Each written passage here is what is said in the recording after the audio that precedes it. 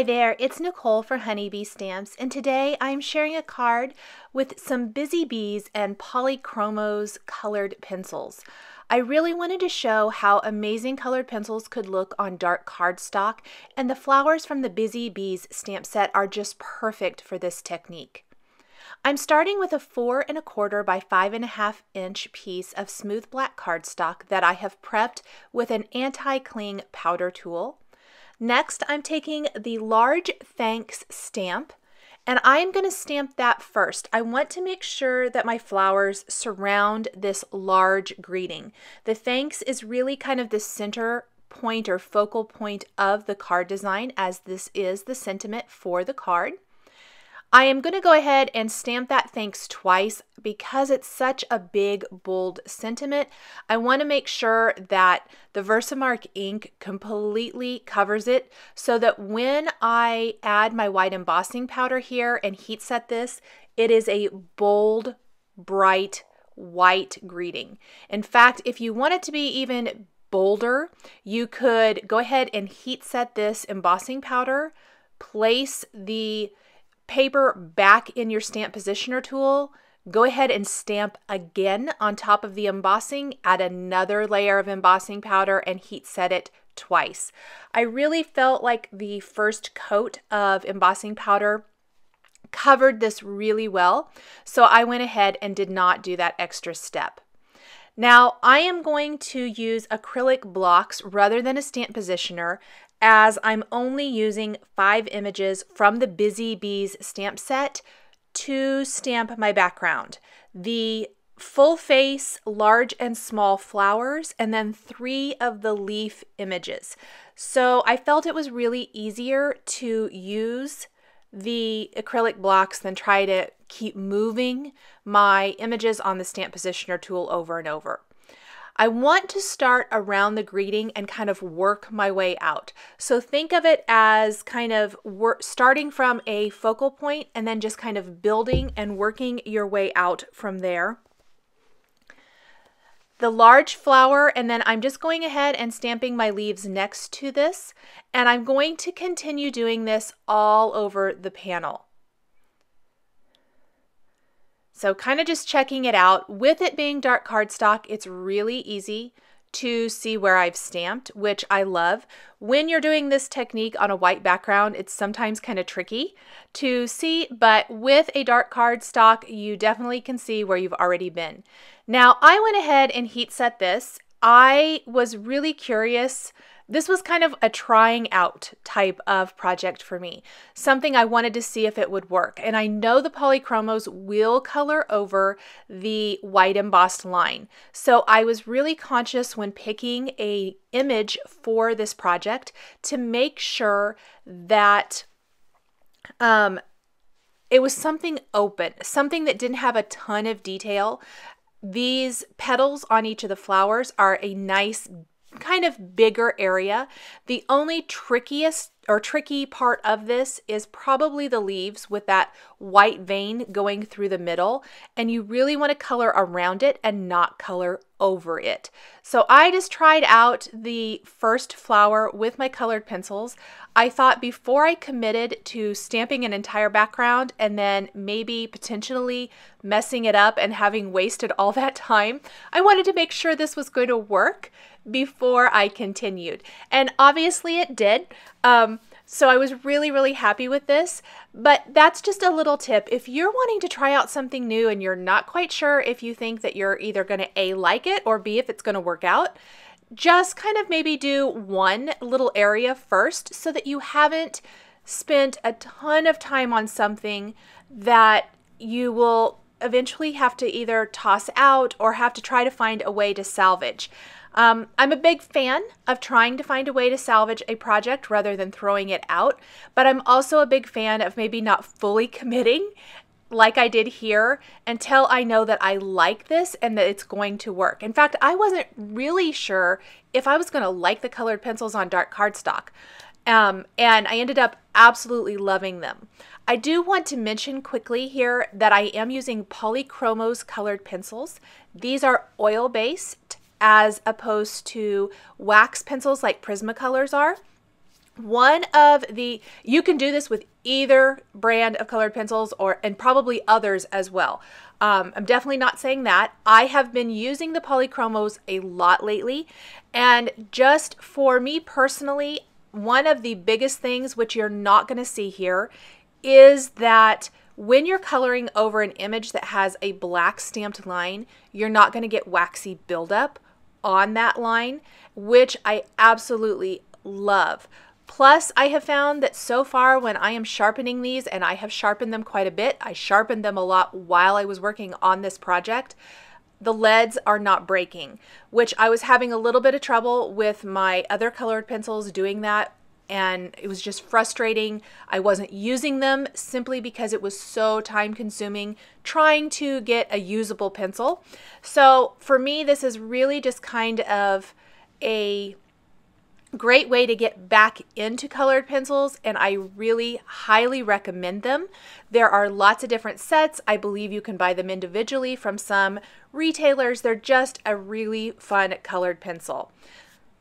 And I think it's really fun to note that whatever color pencil you have, you can do techniques like this on dark cardstock.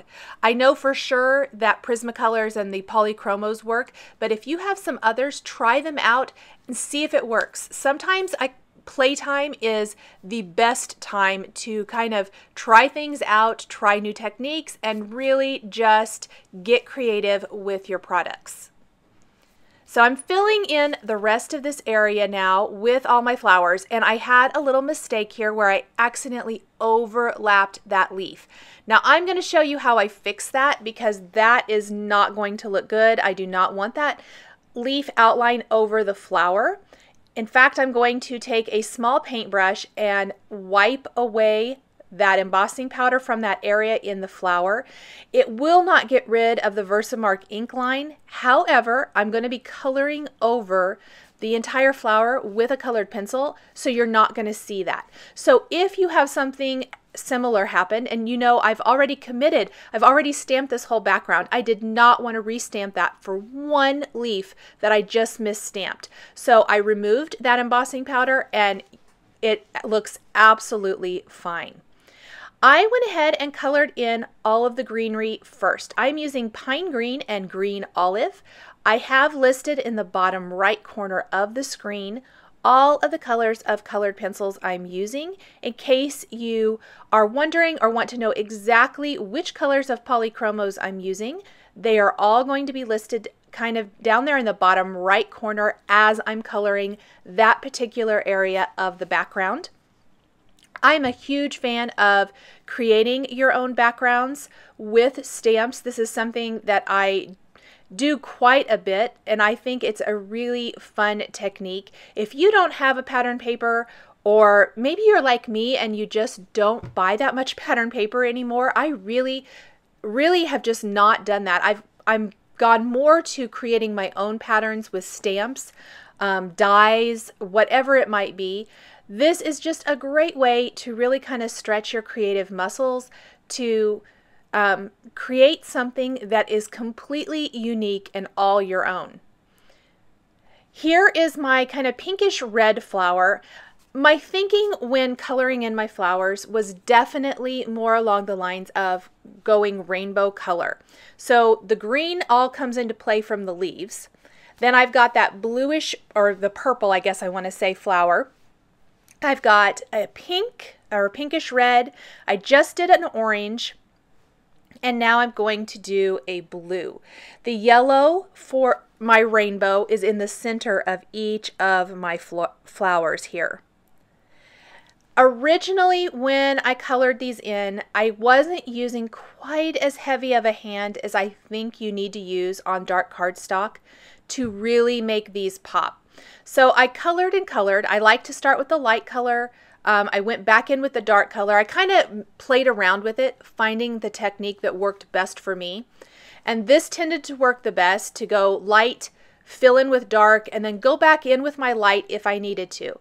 And about this time here, as I was finishing up some of the flowers along the bottom edge of the card, I realized I just wasn't getting the coverage. I wasn't using a heavy enough hand.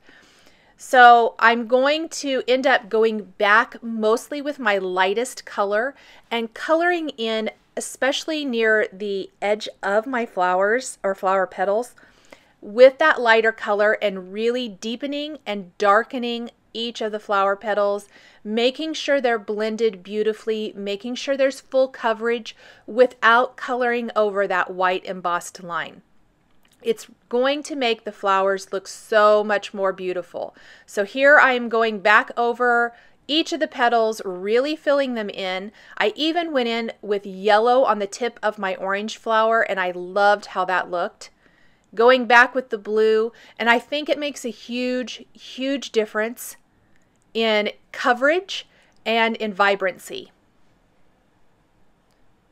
So we'll color in just a few more here. I did leave in most of the coloring just because this is a newer technique for me. It might be a newer technique for you, or maybe not, but I thought if this is a new technique for you, I know a lot of you love to see the coloring, love to watch the process, and I do too. And so I went ahead and left it in today. I did speed it up quite a bit. This is not going to be a super speedy project. However, because these flowers are not really, really detailed, it wasn't as time consuming as it might appear. In fact, this card from start to finish was one of my quicker cards that I have made. I bet it took an hour and a half.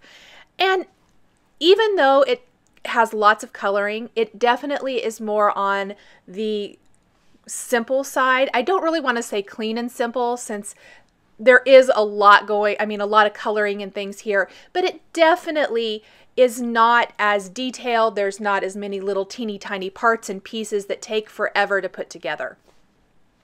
Next, we're going to take a little white cardstock and a sentiment from the Honeybee Stamps Thanks and Giving stamp set that reads, "From the bottom of my heart."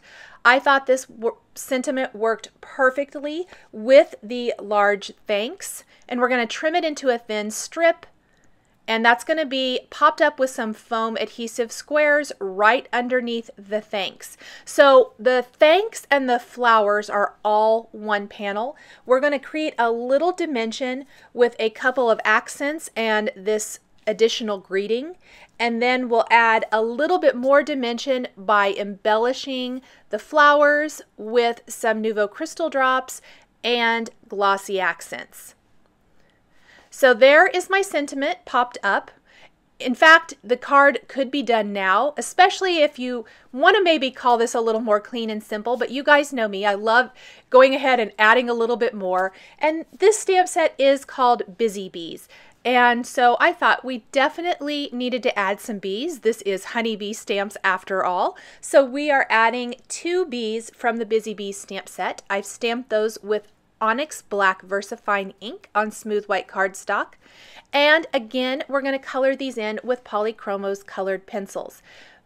Very, very much like coloring in the background. Now we're just going to color on white.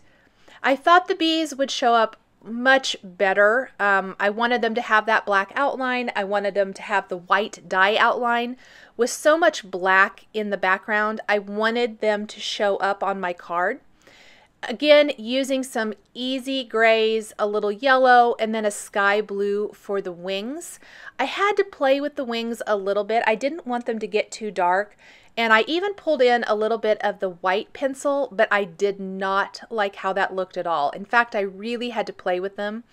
And it ended up, I probably should have just left it as it was, because I ended up taking Gamsol and trying to kind of blend it because it just looked blotchy to me. It didn't look really good.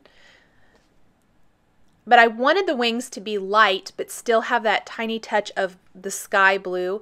I really should have just gone with a light hand with the sky blue, but that's okay. We will fix it with a little Gamsol, which will smooth the inks out. And after I smoothed the inks out with the Gamsol, I went ahead and went back with my sky blue pencil and colored over them again using a little heavier hand, adding a little bit more blue, and then we'll cover the wings with glossy accents after we've die cut them and added them to the card. Glossy accents and anything wet like Nuvo Crystal Drops really needs to be the last step so that you can set the card aside to completely dry for a couple hours or so.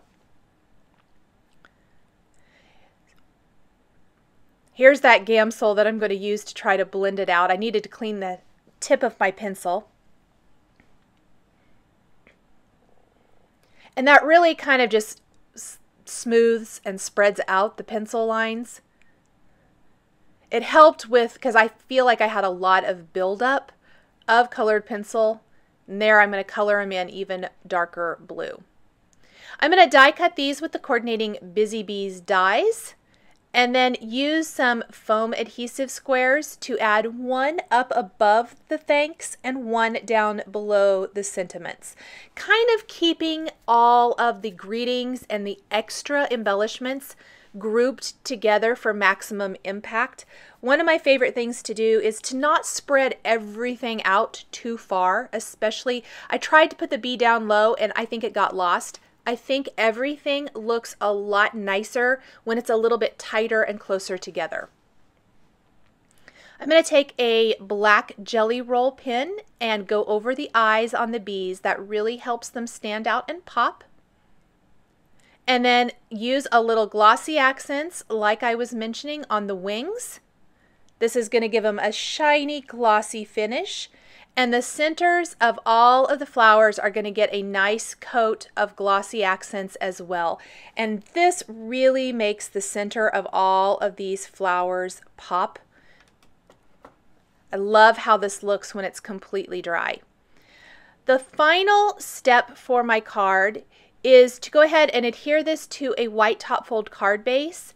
And then I initially thought I'd take a white jelly roll opaque pen and add dots to the large flower petals, but then I decided a little texture and maybe a little bit nicer drops would look even better. So I'm taking Nuvo Crystal Drops in Simply White and adding drops to each of the petals, just carefully going around each one, adding varying sizes of these little drops. I love how this looks. It's one of my favorite techniques here recently, is adding these little drops to everything. What you're finished with or left with when they dry are these awesome little drops that don't have a ton of dimension, but they've got lots of texture, plus they add that awesome opaque white finish that looks incredible. So fun, and it's really very easy to do. Make sure you let your Nuvo Crystal Drops sit and dry for a good 24 hours before you try to mail or give your card to someone. Thanks for joining me today for this thanks card featuring Busy Bees and Polychromos colored pencils. Please visit the Honeybee blog for more information. Thanks for watching. Don't forget to subscribe, and we'll catch you next time.